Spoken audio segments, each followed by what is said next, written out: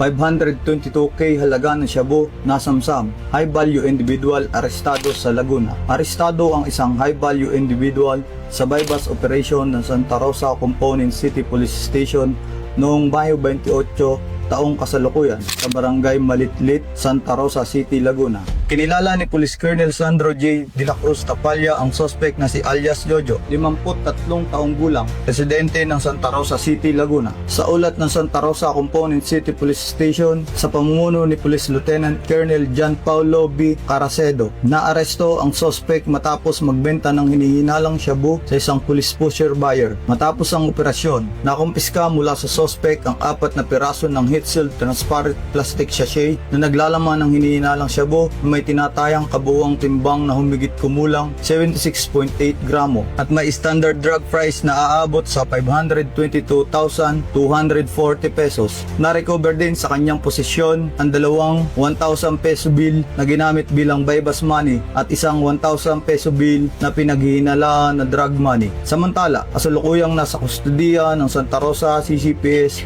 ang naarestong suspect habang inihahanda ang mga kakukulang dokumento para sa pagsasampa ng kasong paglabag sa Republic Act 9165 o ang Comprehensive Dangerous Drug Act of 2002. Sa pahayag ni PD Tapalla, patuloy na pinaigting ng Laguna PNP ang kampanya laban sa illegal na droga upang maprotektahan ang ating mga pamilya at lalo na ang kabataan. Malinaw ang mensahe na walang puwang sa Laguna ang mga sangkot sa illegal na droga at patuloy na tutugisin at pananagutin sa ilalim ng batas. Mula dito sa Laguna Police Provincial Office, ako ang inyong PNN correspondent, Police Corporal Elvis Calzado, alagad na batas, taga-taguyod ng Balitang Pulis.